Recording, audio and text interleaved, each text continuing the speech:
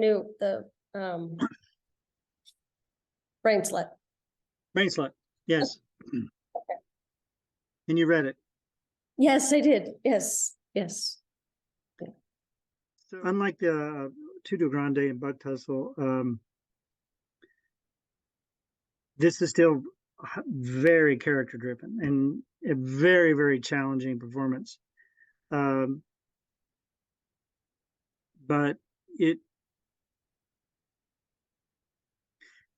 still, we're looking at a broken human being, Yeah. and his objective throughout the night, and a lot of backstory, a lot of history. But in writing it,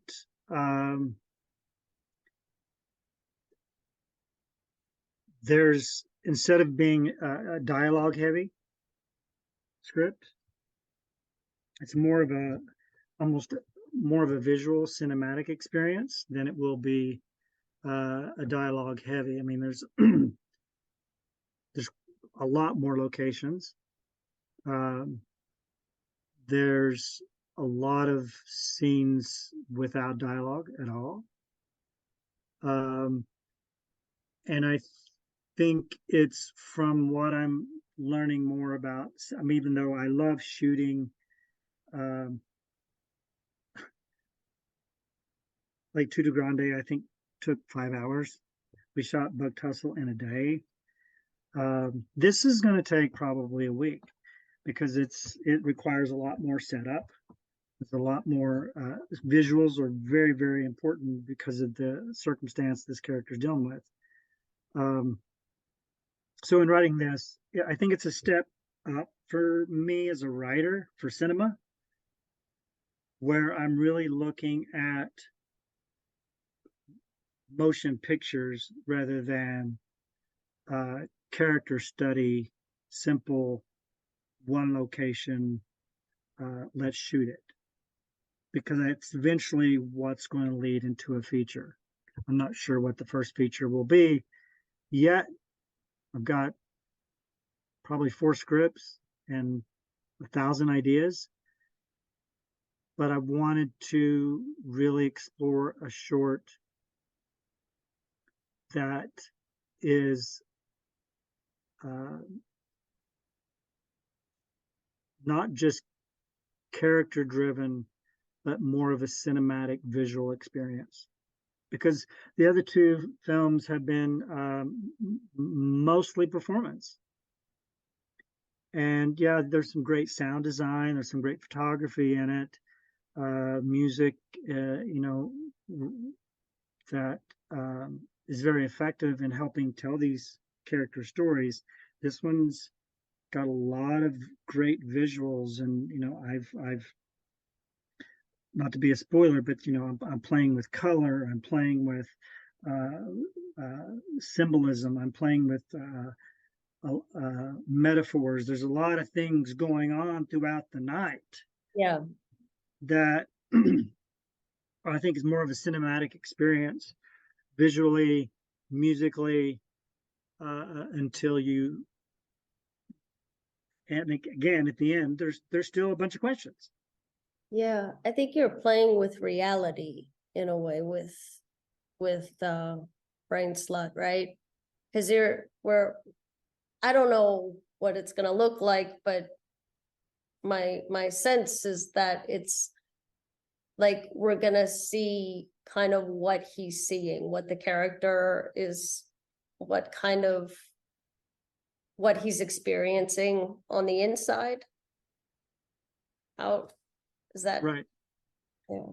Yeah, it's interesting for me when I was writing it, looking at how you can very specifically, there's nothing random ever, shouldn't be anyway. Everything is very specific in what occurs throughout that night in Brain Slut. Everything's so specific. And from the very first opening shot to the very last shot, And everything that happens within that night is this character um, is experiencing. Um, Now, what the viewer is not going to know, and how I kind of set it up, and it will change. I've already have another draft since the one I sent you. There are dialogue that will change. There are things that will change because I'll find a better way to execute it.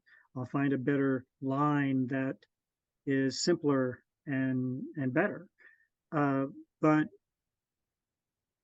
every event that takes place throughout the night, you're never going to know, is one, is this real? Two, is this a side effect? Is this an hallucination? Is this a dream? Is any of this real? What exactly? So, and you have a setup at the beginning between the older woman and Nick. And what exactly is an alarm bag? And what's going to happen? And what is this pill? And you have a setup, and then all of a sudden these things begin to happen to Philip throughout the night. There's a lot of questions of what is going on, and it's all very specific to a very specific event that you see at the end that explains everything that's happened throughout the night. However, It's a big surprise. you really don't. Yeah, I mean, and there's a little surprise at the end. He's like, "Oh, didn't expect to see that. I thought the whole thing was that." Uh, and but it, for me, and I could tell you uh, privately, because I think I would spoil it. But there's there's two real possibilities of what's actually happening. And if I told you one, I almost had a line in there and I removed it. I'm like, nope, that's too much information. Okay. I don't want that much information. But it the journey of the mind, the journey on drugs, the journey of withdrawing from drugs, the the journey of anxiety, depression, mental illness, the the things that happen in your body. There's a line in there, and it probably will change because there are things living inside me, and um, it's important that, because it's so true when you're experiencing uh, a cycle of intense anxiety or panic. Even I used to have panic attacks, don't have them anymore, but that's a whole nother story. But your mind and the chemicals of the mind, and when they are altered, whether it's an imbalance, whether it's medication, whatever's going on with your brain chemistry that cannot be balanced in the blood panel, we don't really know exactly what's going on. I wanted to express and you see him throughout the night progressively getting worse. Mm. And I wanted to show and reveal that the human brain and the altered brain chemistry and what and then I also address other things like pharma play and there's a lot of underlying things that are inside it intentionally, but the story is his journey to the morning, which is important. And it's, again, goes back to what I spoke about personally, the moment where you quote unquote wake up. Yeah. which is very, when you become present, when you truly wake up to the present, when everything's right here, right now, when that really happens, when there's no more fear in the moment, when there's no more judgment, there's no more worry or crap. It's just right here, right now, all the time. When you really truly wake up to that, it's such a magical experience and such a liberating, freeing experience. But I don't think most people can reach that unless they cross that dark bridge. And Yeah. that's kind of the story I wanted to tell. Yeah. And um let's go back a bit in the mental health journey. Because earlier you were talking about the doctors kind of giving you all these pills, you took, I don't know, um, I just, couldn't tell you how many. and I feel like um with Brain Slut, you're really looking at, because he's a brain slut, right? Forgive me, because I'm new to this concept. I just looked it up yesterday. So it's a but to me that's almost like a metaphor for, I mean, I know it's real, or maybe metaphor is not the right word. Maybe it's a parallel to what you go through as a patient, as Oh being, yeah, you're a guinea pig. yeah, You're a guinea pig. You're yeah, But what happens though, that and this is what happens is it happened to me. I didn't I didn't go out volunteering for drug research trials, but you again, you don't go to the doctor and get a blood panel and it show you what all your brain chemistry is doing. It doesn't show you what tricyclics are doing. It doesn't tell you what your adrenaline's doing. It doesn't tell you what, they don't have a ton of information. They can they do a CT scan, they can look at the activity, brain activity, and what's going on, but there's not a lot it's a way lot to of, manage it. So a lot of it's guesswork. They don't know what medication, they don't know what dosage. Most of them don't have the illness themselves, so it's it's learned from a textbook.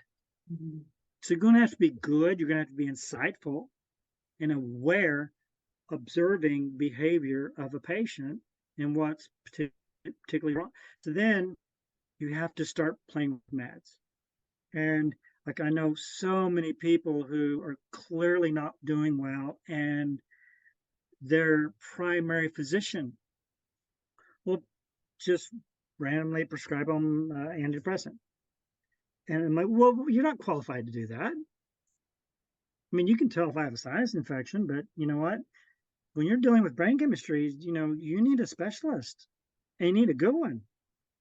And I used to tell people, like, you need to go see a psychiatrist and you need to find a good one because, the wrong medication can make you worse. And then the where pharma play comes into it and where the brain slut portion becomes dangerous is when you are given a medication that actually works, psychoactive medication. And I take medication. I take medication every day. But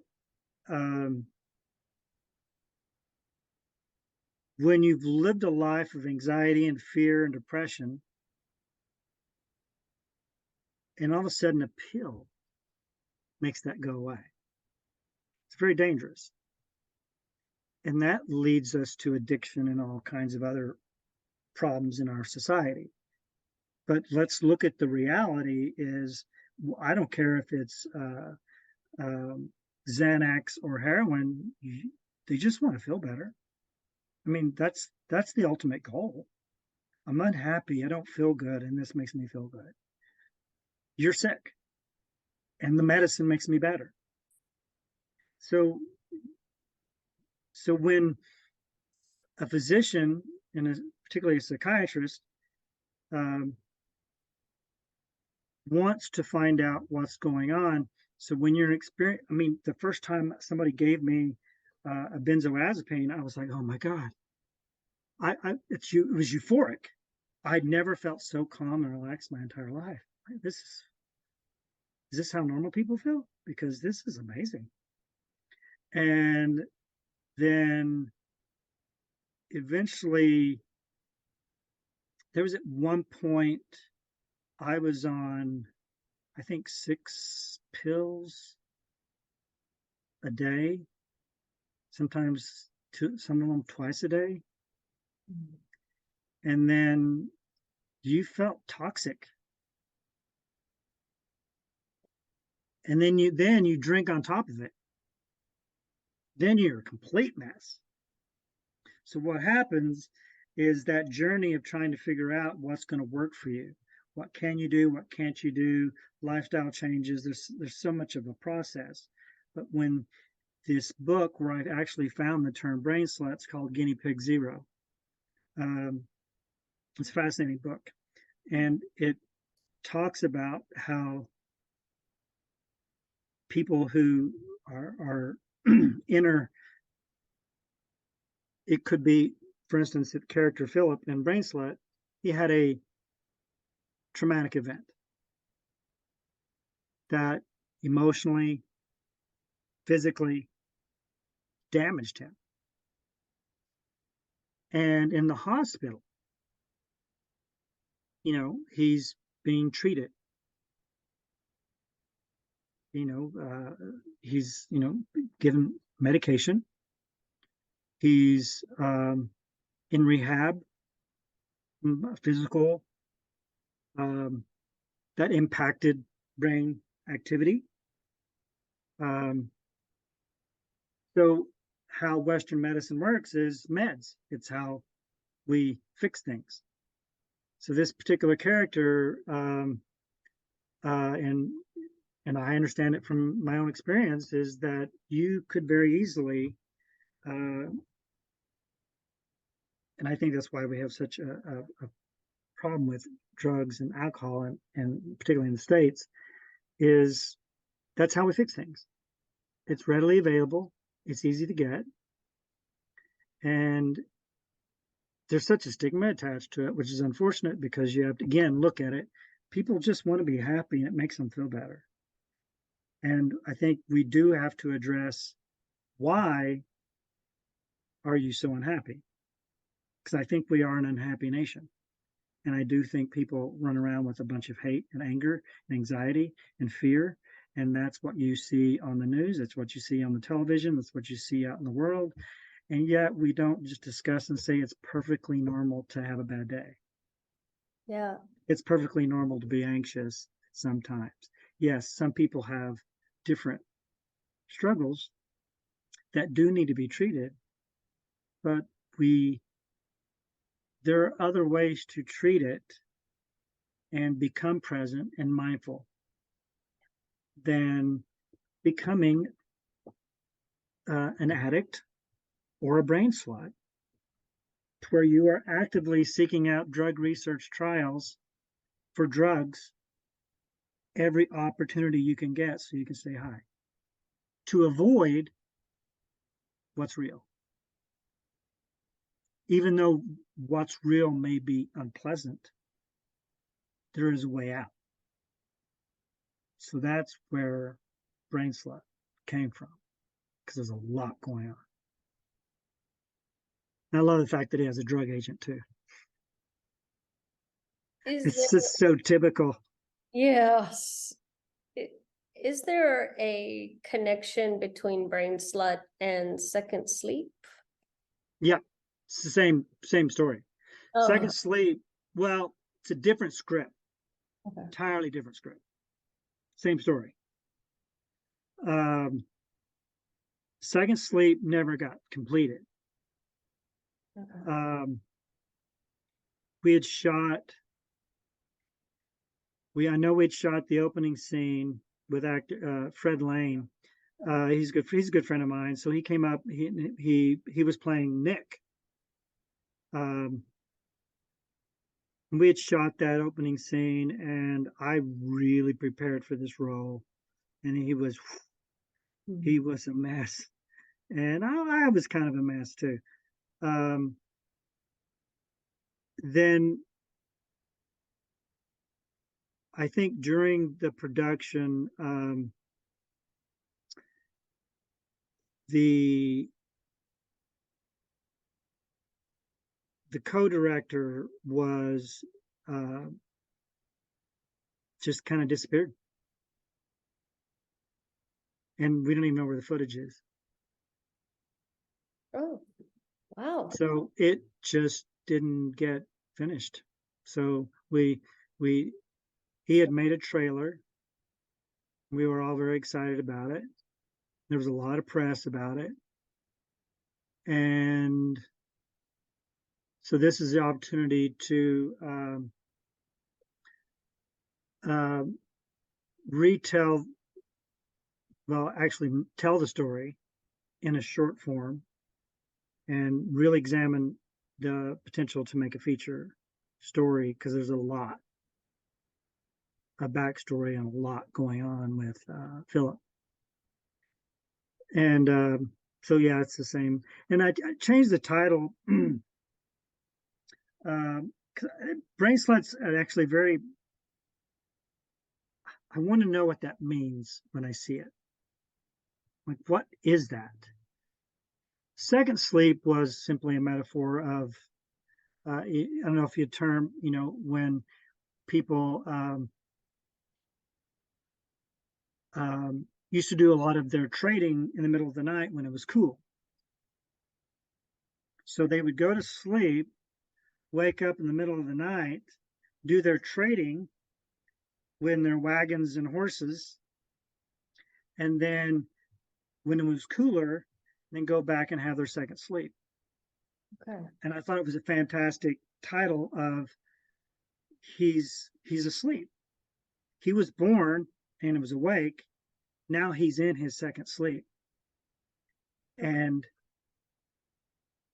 we need to wake up.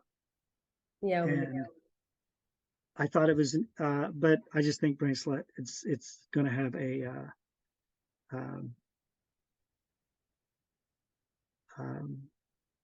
more rapid reaction, particularly in the festival circuit, of what is that?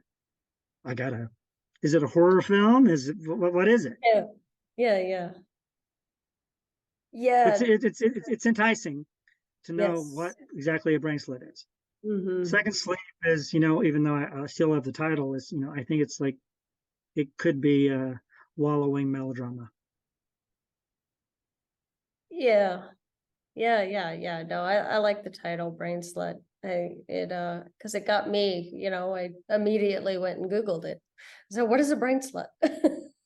Well, it'd be hard to find. I mean, Yeah. I think Urban Dictionary, I think somebody put something up in there about it, but Yeah. there's very little about it. Yeah. If you look at but when I was reading, when I read a lot, there are certain terms that jump out at me. And I remember reading this Guinea Pig Zero book, and Bracelet came out. I'm like, whoa, what is that? That's beautiful. And it jumped out at me like when titles are important to me, but I don't. Uh, I'd rather have them intriguing and kind of, when you Google, it's like the only thing that's going to show up. I kind of like that idea. It's kind of like Volcanic Theater Pub. There's not another Volcanic Theater Pub in the world. Yeah. Yeah. So when you Google Volcanic Theater, we're going to be the only thing that pops up. Tutu Grande was similar. Um, I didn't even have a title for it, but I went and we were ready to shoot, and I went on Amazon going, I need to find no, I went to Google, large man's tutu. First thing that popped up was Tutu Grande. Title! It was it. I'm like, oh yeah, gotta have that. Buck Tussle was It's a community right outside my hometown. Speaker of the House Carl Albert was actually born there, and so it does kind of represents every small town America for me. Yeah.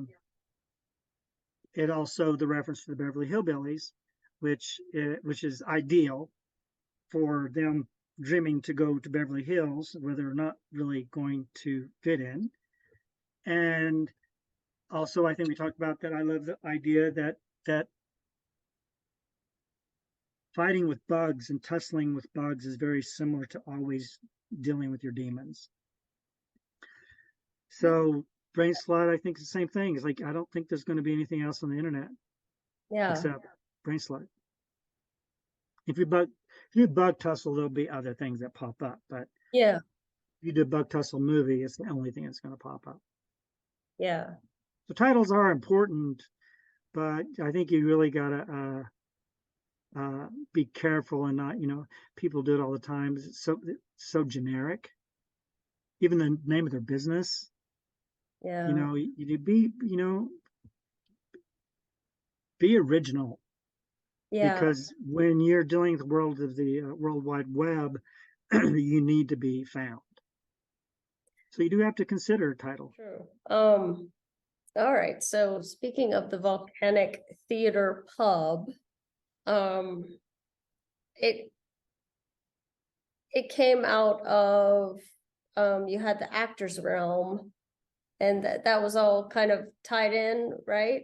Yeah. So when I Oregon. moved to Bend, like, what's an actor from LA going to do in Bend, Oregon? So the first thing I did, there's a community college in Bend, Mhm. and they have this community learning, continuing education portion of the college. So I started teaching there, teaching classes. The classes became very popular. Then I ended up with 3 or 4 classes, I think, covering different topics of acting and storytelling. And then I discovered that when these classes ended, because usually they're only like 6 weeks, once a week, you're not going to learn anything really in that short amount of time about what we really do. So, but they all wanted more. So people were pushing me into, hey, let's make this a weekly studio thing. I'm like, okay. So I rented a space, and then that's what created the Actors Realm. And out of that became Volcanic Theater, where we were doing plays in pubs. So I think the first one was a Mammoth play called Bobby Golden Hell, where we did it. I think first one was Silver Moon Brewing in Bend, and then we did a Zoo Story, Edward Albee, in a pub. I think a few locations actually around town.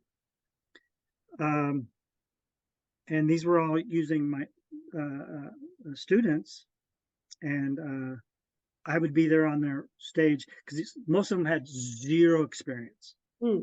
All they knew was how I worked, which was beneficial because they weren't corrupted.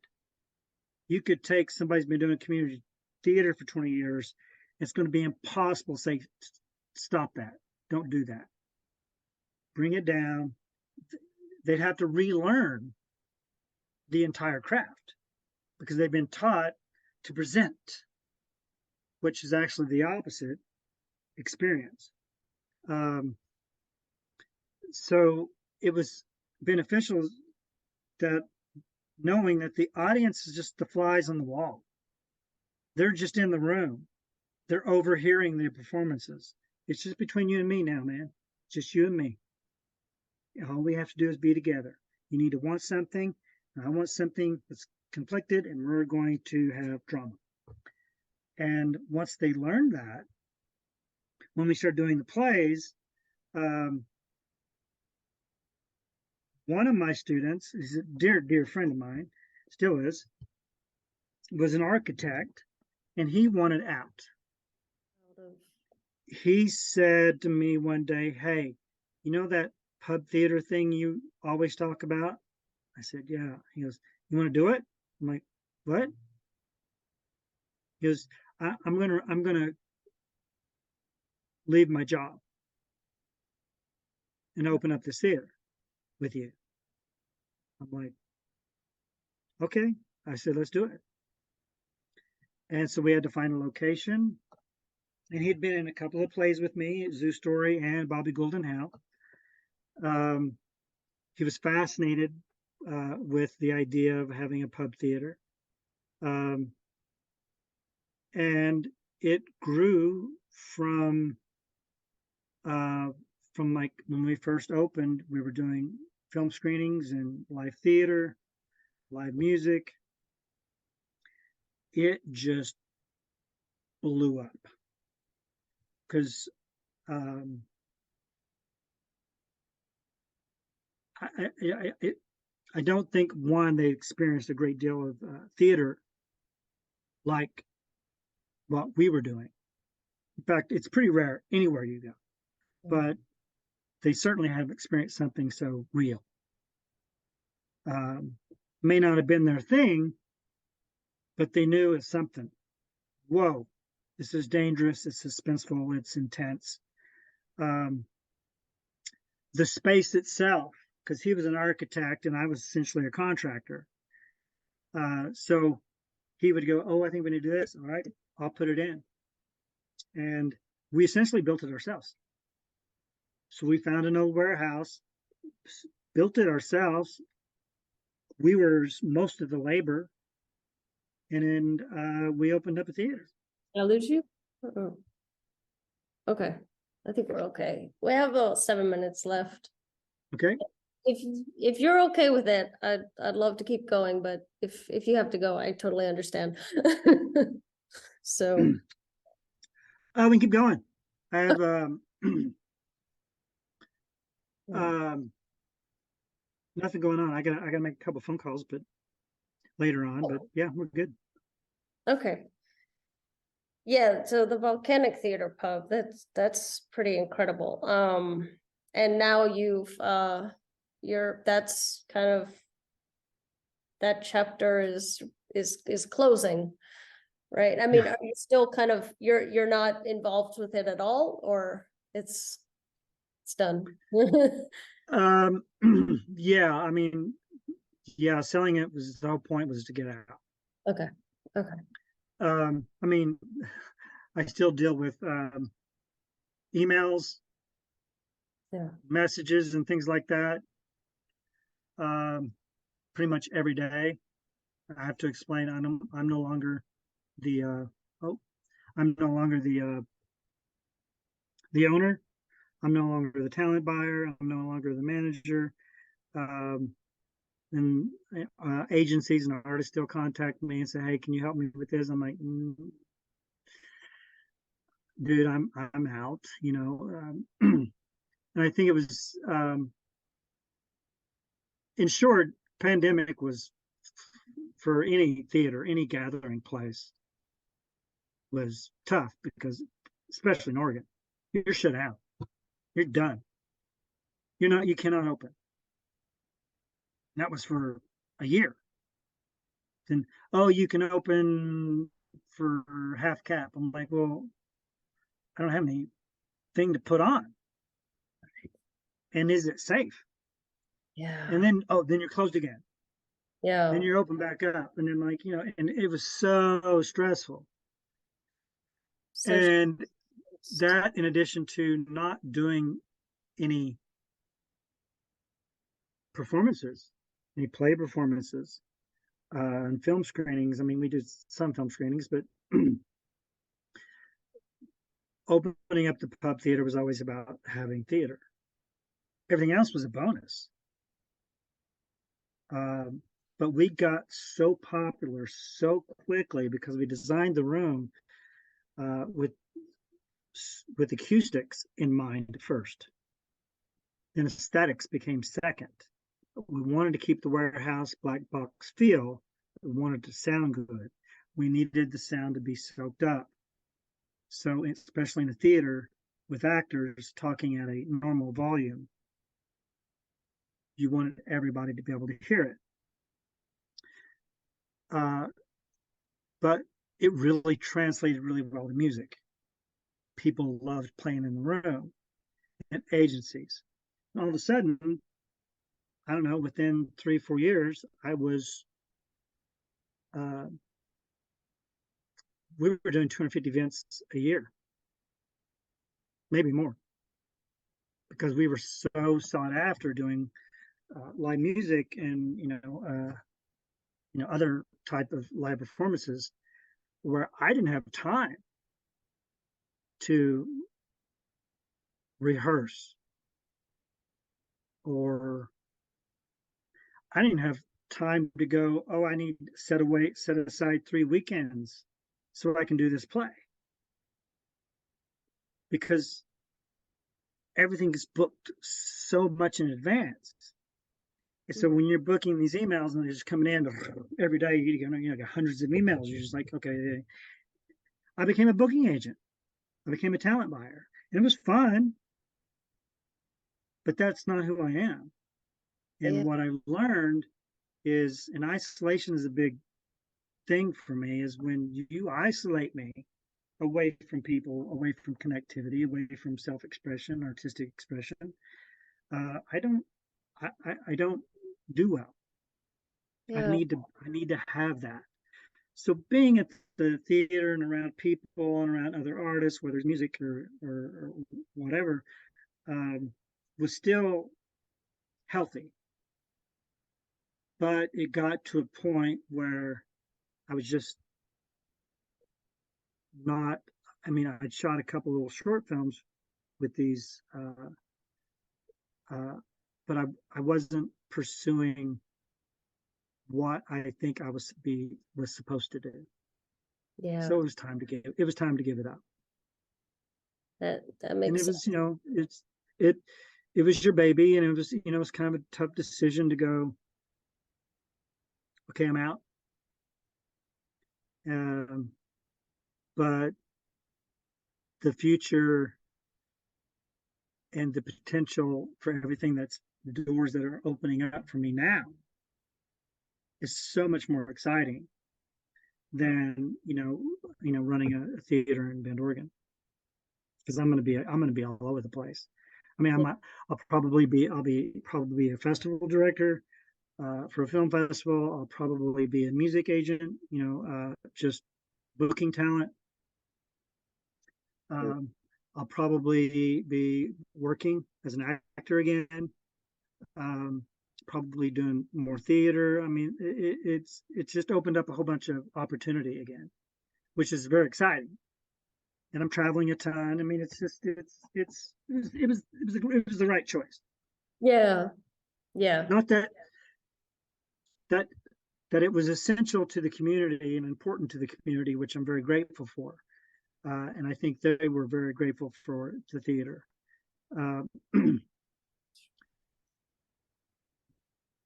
But it wasn't healthy for me to keep running it. Oh, yeah.